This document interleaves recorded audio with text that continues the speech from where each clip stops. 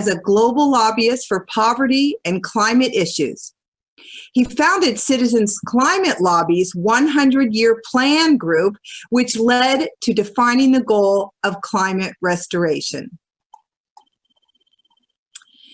Now, Erica Dodds, if you didn't know, is Peter's daughter and Chief Operating Officer of Foundation for Climate Restoration.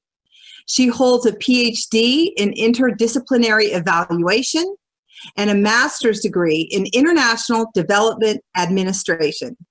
Her lifelong interest in poverty reduction led her to study abroad in West Africa, intern with a nonprofit in rural India, and work for the Evaluation Office of the International Labor Organization in Geneva. Erica is committed to seeing climate action work for today's youth in addition to future generations, and she believes that the key is setting a goal of restoring a safe and healthy climate. Please welcome Peter Fiekowsky and his daughter, Erica Dodds. Thank you so much for that introduction, and thank you for having us here. We're really honored to be giving the keynote this morning. Especially me, it's my first year at the conference, so it's been really a wild ride this weekend, and thank you all for the amazing sessions and keynotes that I've had the privilege of participating in so far.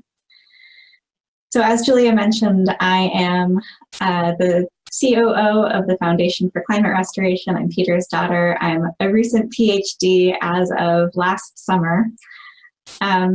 And I wanted to tell you a little bit about how I got to where I am right now. As you're going to hear more, Peter has been continuously involved in landmark programming for the last 37 years, and I'm only 30. So this has been the landscape of my life. And like any landscape, you really take it for granted and assume that everything looks like this.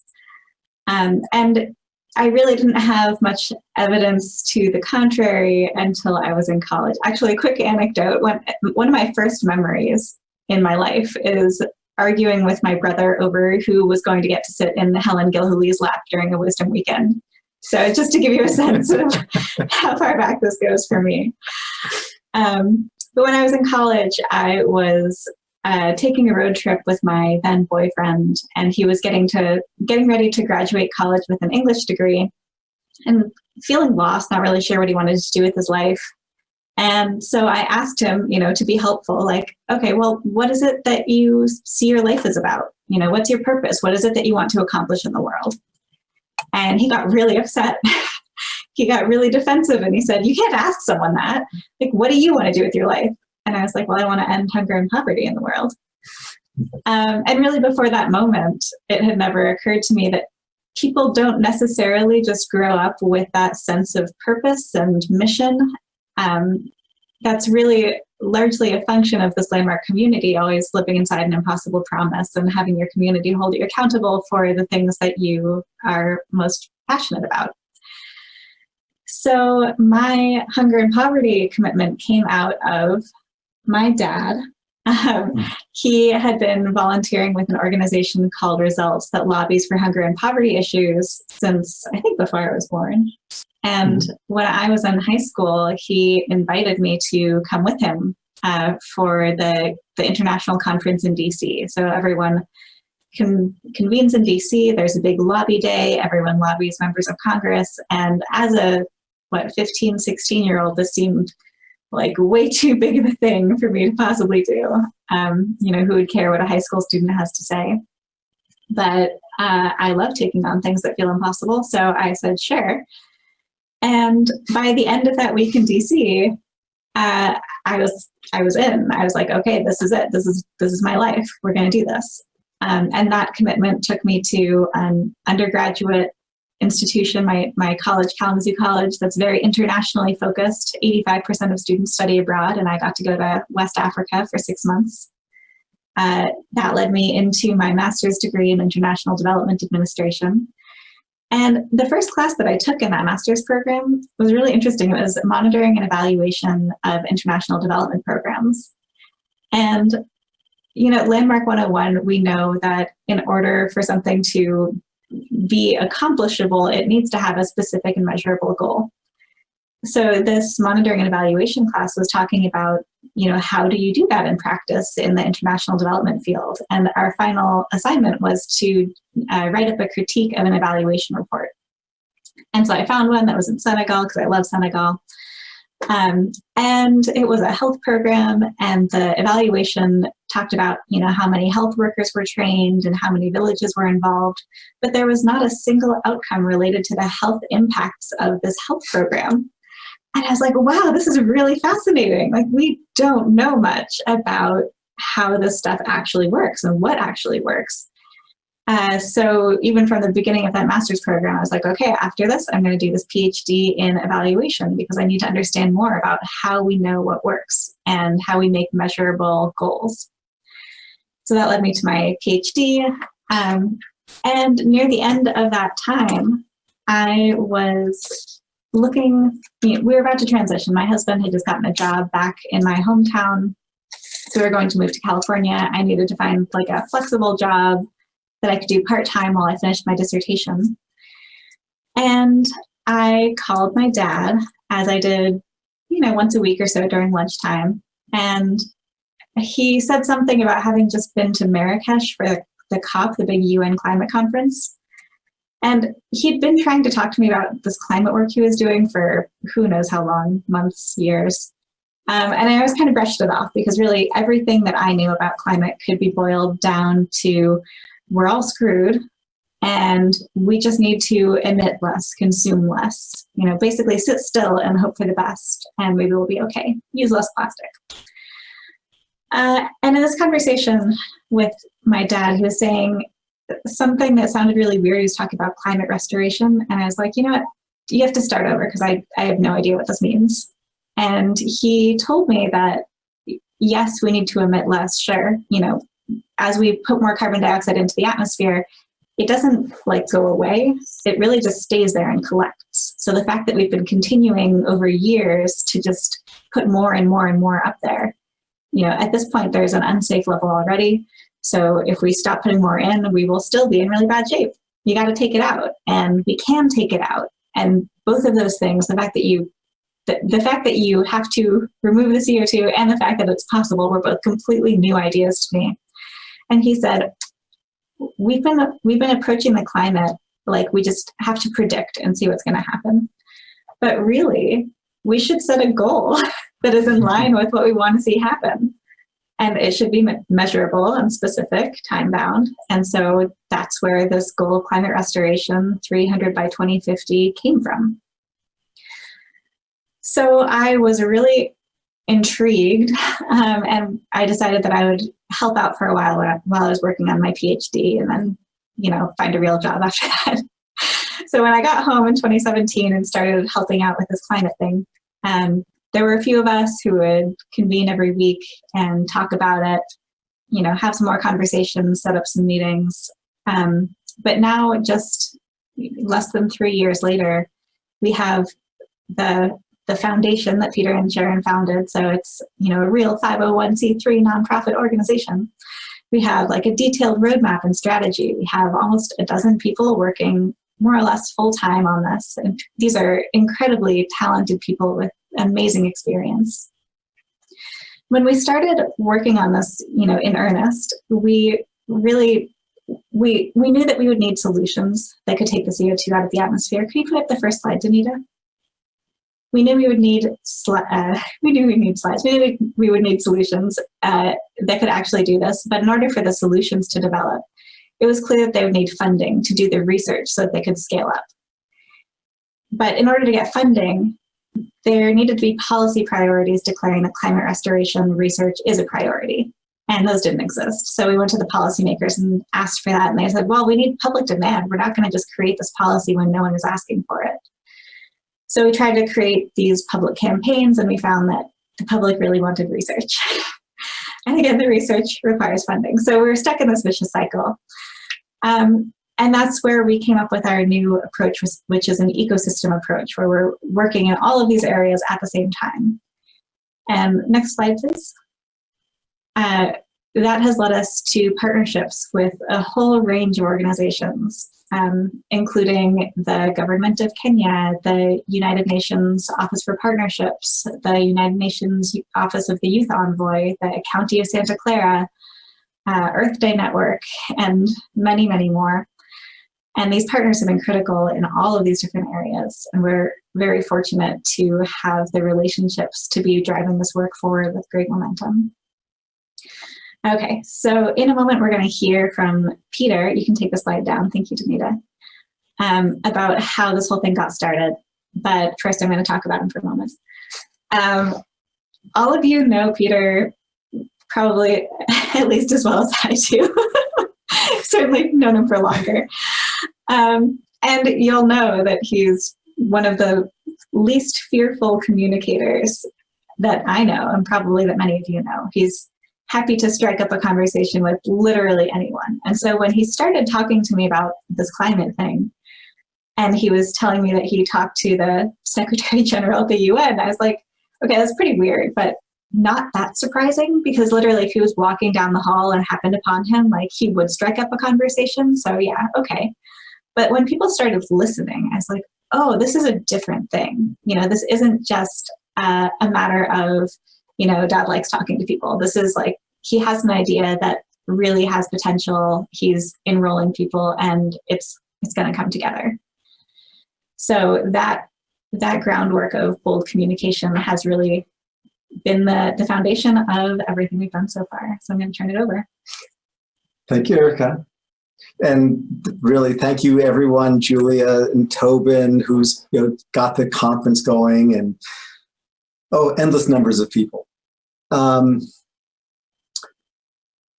So it really is a privilege to be here. I never ever thought I would be here. Growing up, I thought I was just a physics geek, and at heart, I still am. I think as the half hour goes by here, you'll see that fundamentally, I'm a physics geek. I want you to know me as my accountability in the world, and I'm accountable for giving a world that we're proud of to our children. That's a message I made up in a landmark seminar, of course, back in 2003, and it's been on my wall ever since. So, we've created a lot of impact together. I'm not a climate scientist. I'm not a billionaire. I'm not a politician. I'm not a comedian or a rock star. But I've been participating in Landmark steadily for 37 years, while I'm being a physicist and raising a family and so on. So this talk is really about accountability and participation, and that's what I want you to really hear.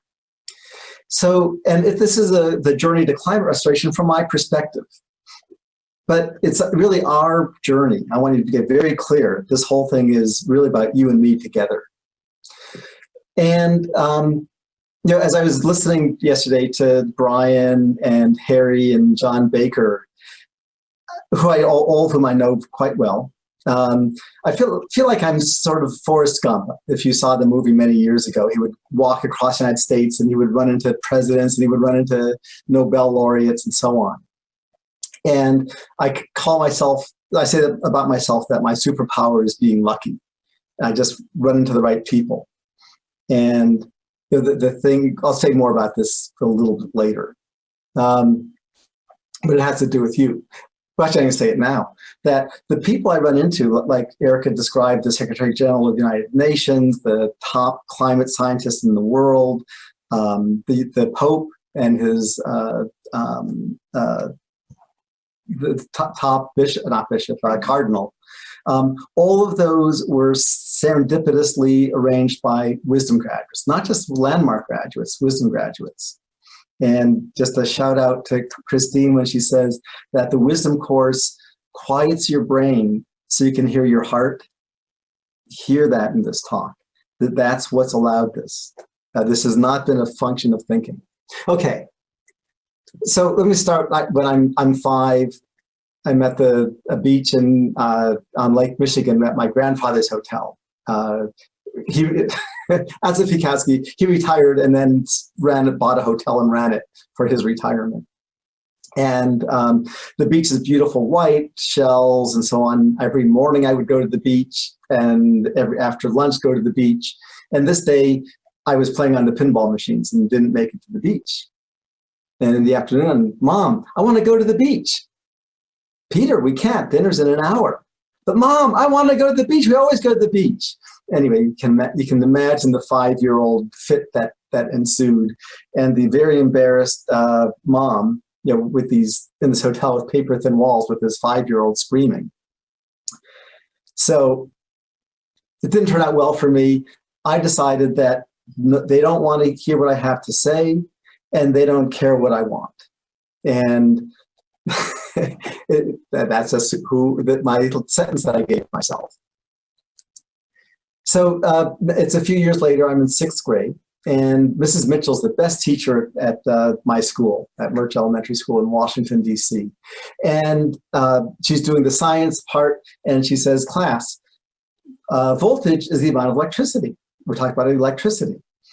And the 11-year-old Peter, who knows she doesn't want to hear what I have to say, but I have to tell the truth, says, Mrs. Mitchell, the voltage is only part of it. You have to say voltage and current, because with only one, you don't get the amount of electricity. No, Peter, voltage is the amount of electricity. And I go home that afternoon, go back to the library, where I'd actually read all of the science books in the library. I was that kind of a kid in the youth library. And came back the next day to Mrs. Mitchell's class. Mrs. Mitchell, I checked the books. The voltage is the only part of it. You have to have voltage times the current. Peter, no. At class, no. It's the voltage is the amount of electricity. And I was stunned, and then I got over it. In language that I have after Landmark and doing the advanced course, we talk about there's physical reality and there's agreement reality. When I looked, I didn't have the words for it then, but I actually distinguished that there was physical reality of the voltage and current and power and all that stuff that as a budding 11-year-old physicist I understood. And then there's agreement reality, where Mrs. Mitchell had been taught what she was taught, and her group of teachers, of elementary school teachers, that was the reality. And there was no point arguing it. And you'll see this is the theme in climate. So I did my bar mitzvah, and you can imagine a bar mitzvah with a kid whose line is, they don't want to hear what I have to say. But it was profound. It was like, along with having that story that no one wants to hear what I have to say, with my community, I did it. It was scary, and I was sweating, and the zits on my face were just amazing. It's a 13-year-old, 12-and-a-half-year-old. But the point is that it worked, that I allowed myself to be supported by my community, and it was fantastic. I graduate high school, go to MIT. I was so glad to leave Washington, because this is 1973.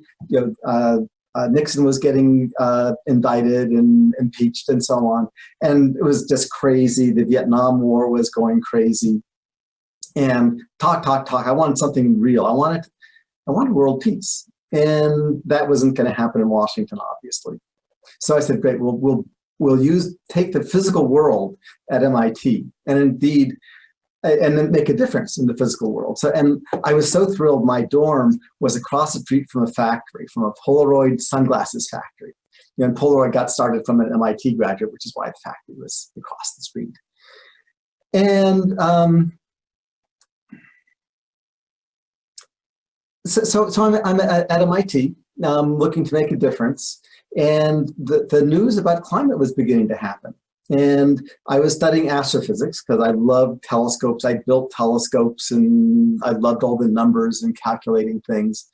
And I was interested in the world. And so the word is that if the CO2 level goes up in the atmosphere, the planet warms up. And that's been known since 1870. I think everyone knew that. Sort of like rocks fall when you drop them, for a physicist or a chemist. And it was very clear that by the end of the century, we would have to do something about it. And this was also the same time the Environmental Protection Agency had gotten started. Nixon had actually started that.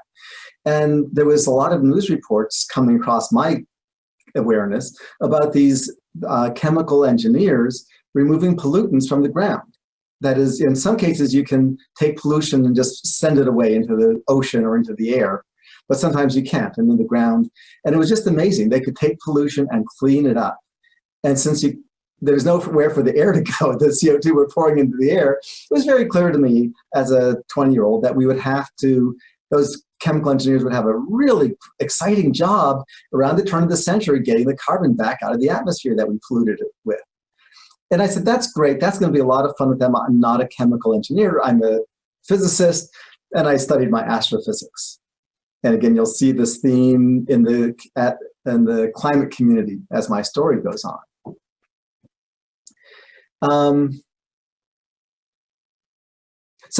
I finish MIT, come out to Silicon Valley. Shortly after that, I worked at NASA doing astrophysics for a while, and then worked at an artificial intelligence lab. And right about that time, I had a housemate who did EST and invited my roommate to her evening session, and not me. And you have to remember, this is 1982. I've got a long beard, ponytail, and I didn't use deodorant, so I actually smelled a lot. Not after I showered, but the rest of the time I did. So in retrospect, I understand why she was reluctant, maybe.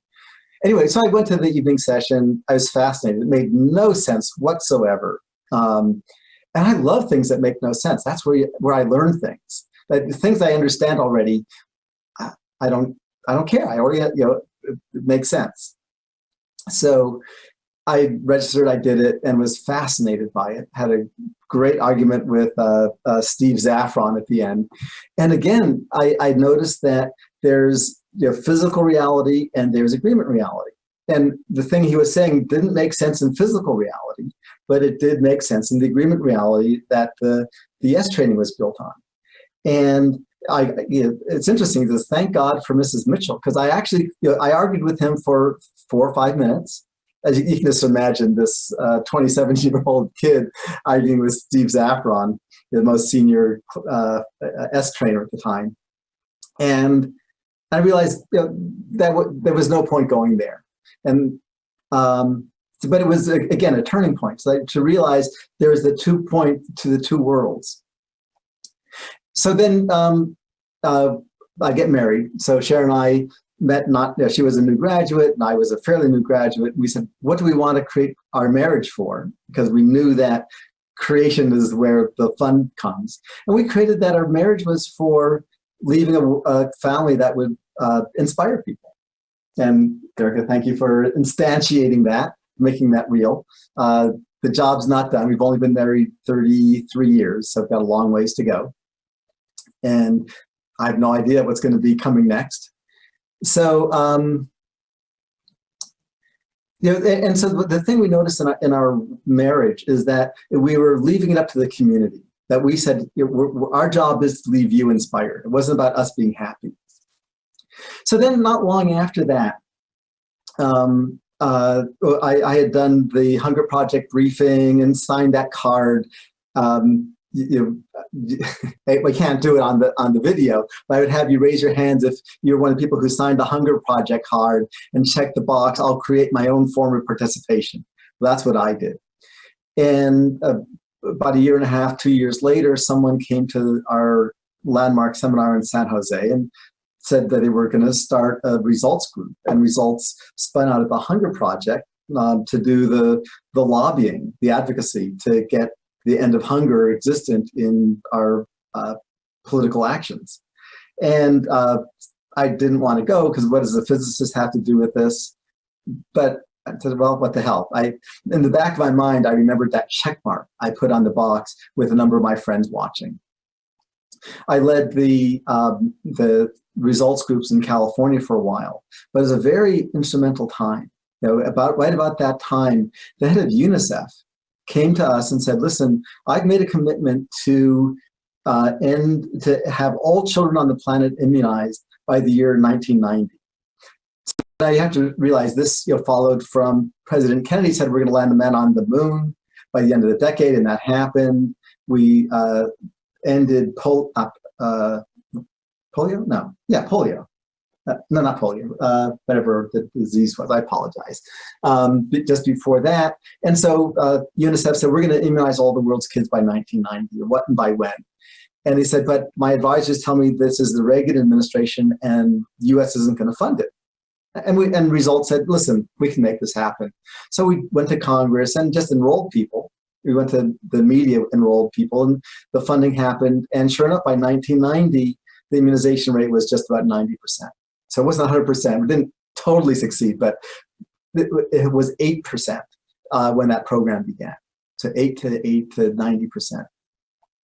And then we took on microfinance. The founder of the microfinance who won the Nobel Prize, Mohammed Yunus, was on our board.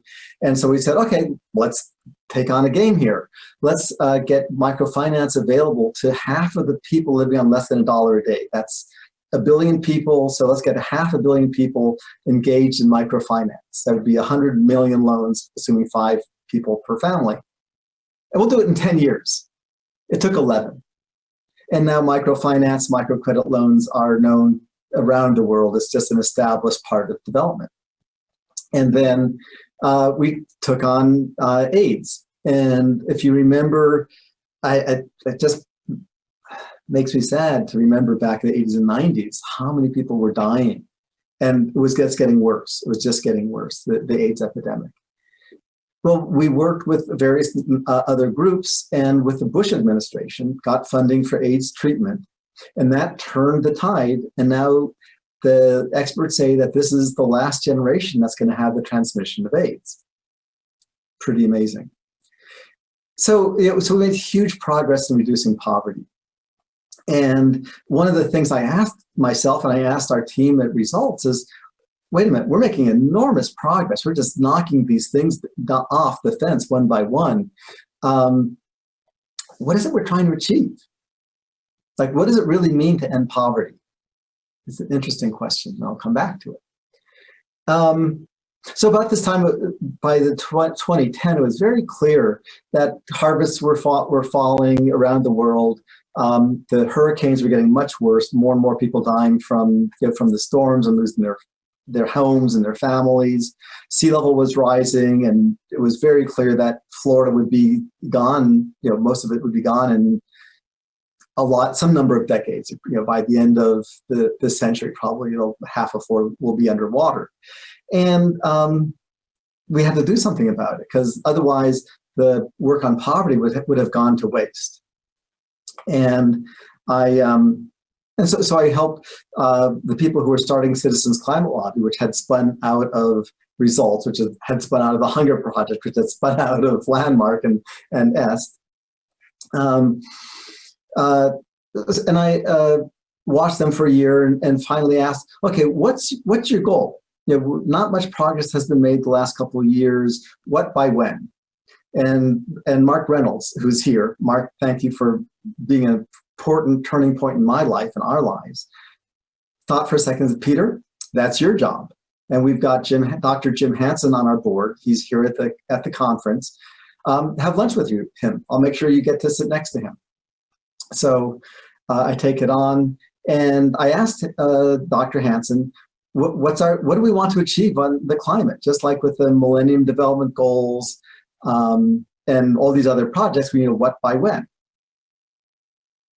And he said, I don't know. I said, I tried to help. I said, Dr. Hansen, well, by the end of the century, what could happen? He said, well, we could get carbon down to 350. Now, don't worry, what that means, the technical meaning of that. He said, we could get to 350. And I said, well, Dr. Hansen, that would be pretty much a death sentence for humanity. He says, yeah, but if we got there, we could then see how far we could go. And I thought, this is crazy. I do not play losing games. This is one of the things I learned being a Silicon Valley entrepreneur. So don't waste your time on projects that just cannot succeed. And so I went back to focusing on poverty. And my wife and I helped Results get going in Africa. Fantastic experience there. And then Erica came back from college. And I looked up on my wall, and it's right up there. And it says, my purpose in life is to leave a world that we're proud of to our children. And I'd given my word to that. I'd shared that with dozens and hundreds of people, and they knew me that way. And obviously, I would not be proud of a planet that wouldn't support human life. So I went back and I said, okay, good. I'm just going to have to do something. And so I talked to all the scientists. And that's when I was at Marrakech, when Erica had that conversation. And I had a dinner with a bishop. He had a number of us to dinner. There was a belly dancer and wine. It was wonderful. Softened up my scientist brain. And the bishop convinced me that climate is a moral issue. It's about humanity. And that was a breakthrough. It was really hard. And the 2 glasses of wine may have been critical for that alteration. But that turned the whole thing around, because as soon as it was clear that the climate is about humanity, then the goal, the what and by when, became clear. That our goal for humanity is to survive. We want our grandchildren and great-grandchildren to live in a great environment. And that great environment is the one that we evolved inside of for the last hundreds and thousands of years. Very easy. And that's the getting carbon CO2 below 300 parts per million. Doing it by 2050 is a nice round number, but it means that my generation has to be engaged. For a while, I was saying 2080. And I realized that would leave me off the hook. And, and then it would become Erica's problem. And then then it was very exciting. That's when I got myself going, but then I ran into the next problem. So once you have a what by when, then I went to the scientists who work on getting carbon out of this atmosphere. Now we've been doing this for 100 years. Ever since there have been submarines, we've known how to get carbon out of the atmosphere. So it's not rocket science. Apologies to John Baker. I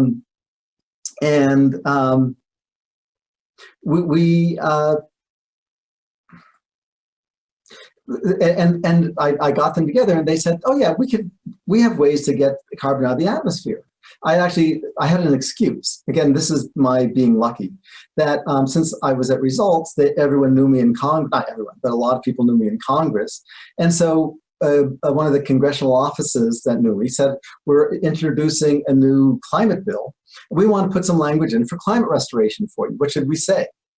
And so I use that as an excuse to get all the top scientists to tell me, how would you get 50 billion tons of carbon out of the atmosphere every year? And they said, oh, we could do this and this. We came up with 7 different methods. And every one of those scientists said, this is amazing. I've been doing this for 20, 25, 30 years. No one ever asked me before if I could save the planet for humanity. And this conversation had never come up before. And so we, let's see, where are we here? Yes, so we, so I went from there, and at one point I was, again, through my luck, I got introduced at the UN and got to talk to the top people there, and a couple wisdom graduates, just spontaneously these miracles happened. And everyone at the UN said, this is great. We love the idea of restoring the climate. It's much better than not having any specific goal. Give us some scientific papers, because we can't just talk about it out of the blue. We've got a reputation to uphold. So a couple of months later, I'm at MIT as an alumni, and do a seminar on climate restoration. Everyone that agrees, the top climate professors at MIT and in the world, and the grad students, undergraduates, the clergy, all agree, yes, 300 parts per million by 25 is a really good goal. No one suggested an improvement. I said, great. The UN wants me to provide some scientific paper. Who's willing to work with me on a paper about climate restoration? Every one of the professors and grad students said, undergraduates didn't know how to write papers, said, I love what you're doing, and I'm just going to do what I know how to do. I know how to reduce energy use. I know how to make better solar cells. I can't go outside of what we now call the agreement reality. So they understood the physical reality. And the agreement reality would not allow them. They couldn't get grants. They would look like outsiders to their peers. That's why they always talk about peer-reviewed research. If you look like an outsider to your peer, you're not going to get published. Very understandable. I was very upset. This is just like with Mrs. Mitchell. I was upset for a minute or for a day, and then I realized they had no choice. And then the question becomes, how do you get underneath it? How do you change the agreement reality? How do you change the discourse? So along the way, a little while after that, so Sharon and I end up going to Rome to an event at the Vatican, again, thanks to a wisdom graduate. And Sharon and I are in Rome, and we're breaking our jet lag, just got off the plane, walking around, beautiful city, fountains. And every time we go over a hill, there's the Dome of St. Peter, beautiful dome, very old, much older than the Capitol Dome. And I asked myself, this is strange. For 30 years, I would go to the US Capitol to make a difference. And I had discovered in DC that enrolling people and getting commitments changes the world, immunizes the world's kids, microfinance, turning around AIDS. But why am I here at the Vatican? And I realized that the Vatican had taken a stand for all of the world's people. It may not be an explicit stand, but Father O'Rourke, who many of us know, also a senior wisdom graduate, pointed out to me that anywhere you go in the world, the poor go to Catholic schools and Catholic hospitals. The Catholic have always taken care of all the world's people. That was very interesting. And I could also see that my friends at the UN would at least listen to the Vatican and my scientists. So if the Vatican says that our goal is to restore the climate, if our goal is the survival and flourishing of humanity, then it'd be very easy for the scientists to adopt that mission and speak publicly about it, and probably not until. And so I've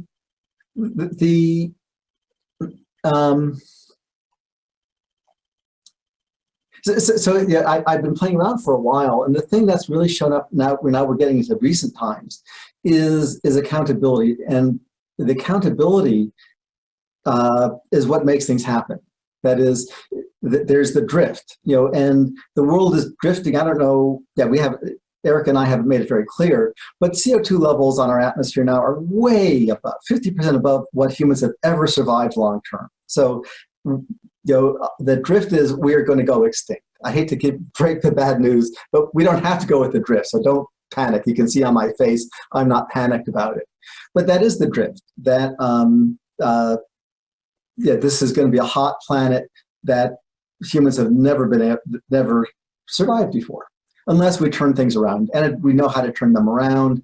As I said, the scientists have known how to do it for years. They just didn't have an accountable goal. There was no one accountable to make it happen. And so the projects that they've been doing have just been the same project that have been going on and on. It was just like when I was an undergraduate and I said, oh yeah, this needs to be done. Someone else will do it. I'll do astrophysics.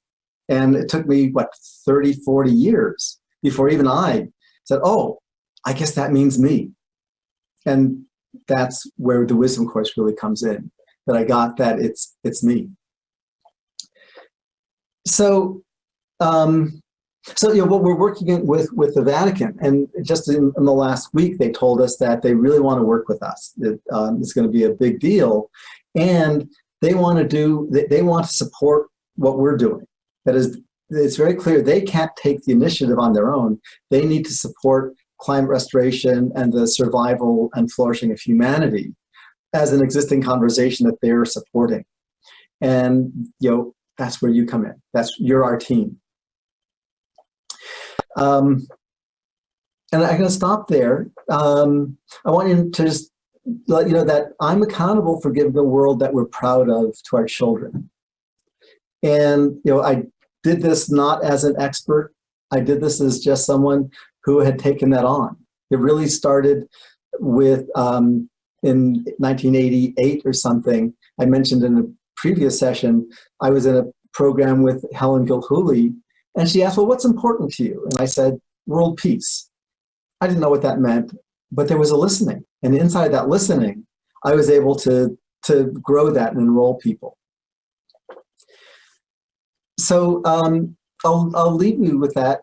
Yeah, let's leave that and invite you to stay as part of our team, and we'll discover what happens. So over the last few years, as you've heard, climate restoration has gone from a radical, impossible idea to one that's being embraced by audiences and institutions around the world. There are highly exclusive rooms that typically take years to gain entry to that have been welcoming us within hours or weeks of hearing climate restoration for the first time. As we were preparing for our first global climate restoration forum at the UN last year, our CEO, Rick, who worked in the UN system for 20 years, was explaining to us that the directors at the highest levels of the UN on the exclusive 38th floor were getting really nervous and wanted to be sure that we wouldn't say anything that would paint them in a bad light. And Peter chimed in and said, oh, they know me. I talked to them about climate restoration over a year ago. And Rick's face at that moment was this perfect combination of, what? And of course you would have talked. And that's how we all feel. So we're lucky to be well connected, but it's really not about luck. Peter likes to say that his superpower is being lucky, and that always makes me roll my eyes, because teams like this and initiatives like this don't build themselves. Without the accountability to an impossible promise, without the accountability to an impossible promise, the idea of climate restoration might never have been invented or taken hold. And without consistent participation in his many communities, Peter might never have met the people who now form our team. So I hope. And I want to build on that a little bit. Just, it's really Tobin and Christine and all the Wisdom Course leaders.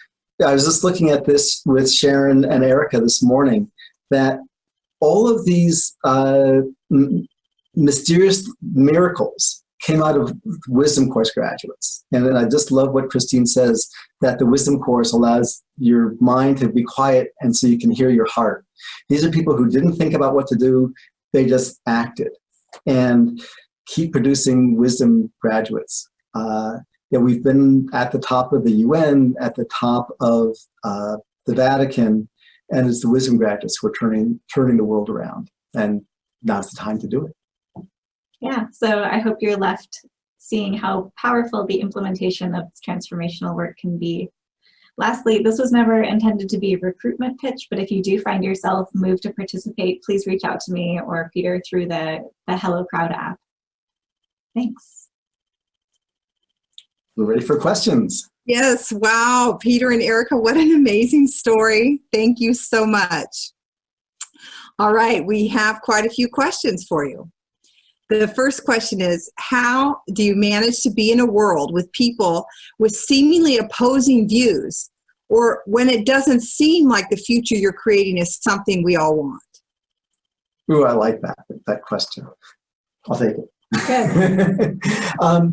Good. I talked about there's a physical world and there's agreement reality. And they're, as graduates, we know they're separate. What really frustrates the scientific community is they don't mostly have a distinction. And so when scientists say you can't restore the climate, it's because they don't know how to separate the two. Physically, they know how to do it, but anyway. And so we just ignore the people who say it can't be done. Just let it be. Sort of like people have different religions, and we don't give them a hard time if they believe in Jesus or Muhammad. It's like, fine. Now let's get to work and serve dinner. I hope that answers the question. Just focus on the goal. And that's what's so critical about having a specific measurable goal, because there's no opinion in that. That's just like, oh, do you want to leave a proven safe climate? Great, work with us. I'm not very good at it, by the way. I make it sound easy.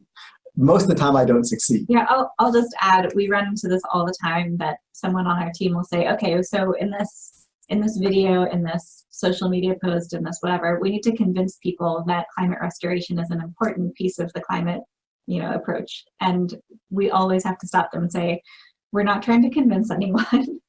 We don't need to convince anyone. We just need to get the word out and do the work. Yeah, I didn't cover this in my talk this time because I ran out of time. But humans, we we tend to be tribal. Like we have our group, and we always argue against others. That's okay. Just let it go.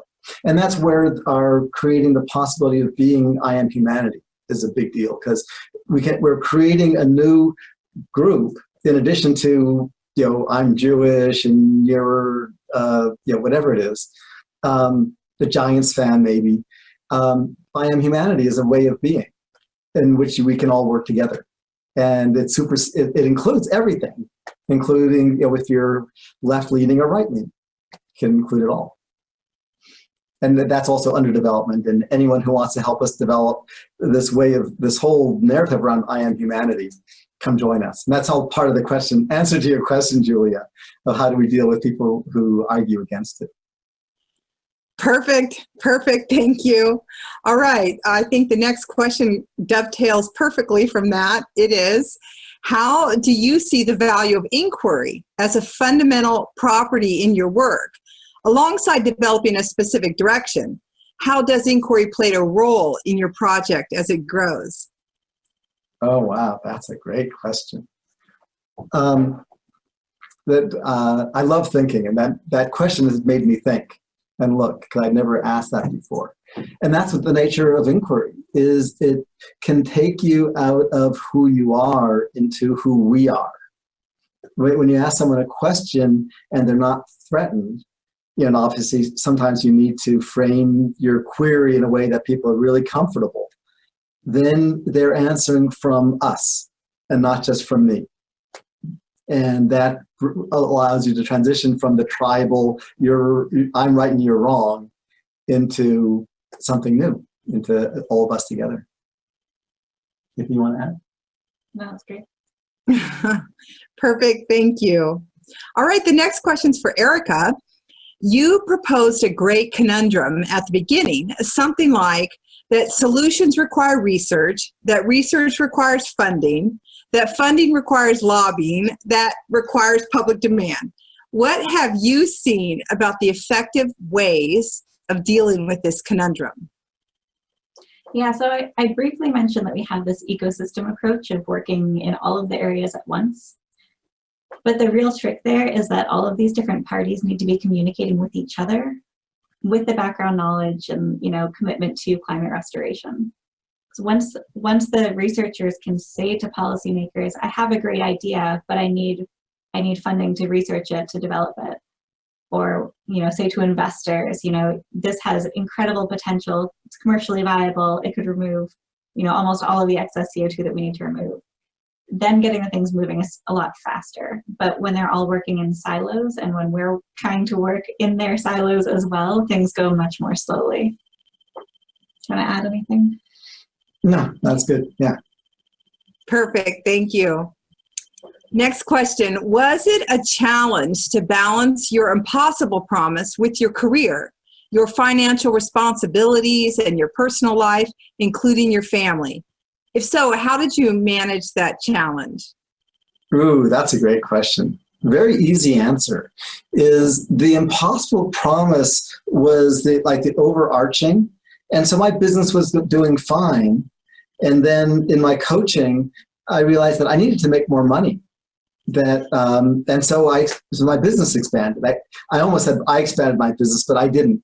My business expanded, and I allowed that to happen because I realized that extra income would go to great use. And the last few years, we've put several $1 million into getting the foundation started. In order for us to get to the Vatican, we had to put money into the machinery.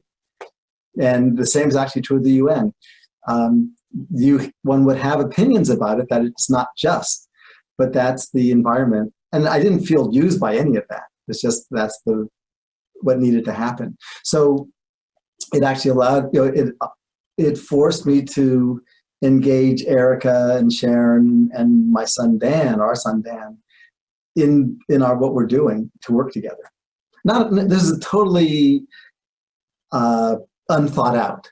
Right? I was just minding my own business, and in retrospect, I could see that forced me to expand who I was to accomplish it, to accomplish the vision. Great, I love that. I was just minding my own business and My impossible promise took over. Exactly. Yes. All right, Peter, I can only imagine that you are looking at all kinds of things that you could be at work on. What else are you looking at? What's coming up next? Oh, well, inside of leaving a world that we're proud of to our children, there's dealing with the fact that the global population of humans has gone way up. We're 90% of the mammals on the planet, us and our cattle and so on. We've taken 90% of the fish out of the sea. And so dealing with that turns out to be really easy. I'm not going to go into it right now, but no one has ever, I talked to all the top experts, and they never said what by when. And as soon as you say what by when, you discover, my God, we're 2/3 of the way there. It's just we haven't set the GPS. That for both the climate and the population, I use the story that, if I want to go to New York from here in California, I need a car, I need fuel. And people say, let's get a better car, better tires and so on. Until you set the GPS, you are not going to make it to New York. And so all we're doing is setting the GPS to a proven safe climate, setting the GPS to a healthy, sustainable population. We have everything we need. And the thing, I don't know if you've ever taken a trip with your family, but there's always that fight of where should we go? And someone dominates and avoids domination, all that stuff. Once you set that aside, and again, this is where I was in my 20s when I went to astrophysics instead of the climate. I said, let someone else do it. The trick is to actually set the GPS coordinates. And so climate and population, and like what would it be like if relationships were easy?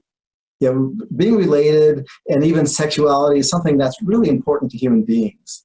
And it was, our narrative was not designed to make us happy. That could be redesigned. And I'll leave that at that. All right. Okay, this is the last question. You said that one of the most important things is that the UN and Vatican say the most important thing is to build a listening. What do you see about how to build a listening? I don't know. Do you? Yeah, I mean, I don't have a right answer, but I have an answer, which is, so we work in 3 areas. We have the solutions, education, and advocacy. So the solutions is the physical, like how do we do this thing? But then the rest of it is all about creating the listening. So a lot of it comes from, giving presentations like this, creating curriculum materials that teachers or others can use. And then, the advocacy piece, creating that listening with policymakers at all levels of government. And we're also starting to focus on the youth. So over the last year, we've seen an incredible amount of youth engagement on climate and other issues. And, even the Extinction Rebellion, which is saying, we are going to go extinct, you need to deal with this.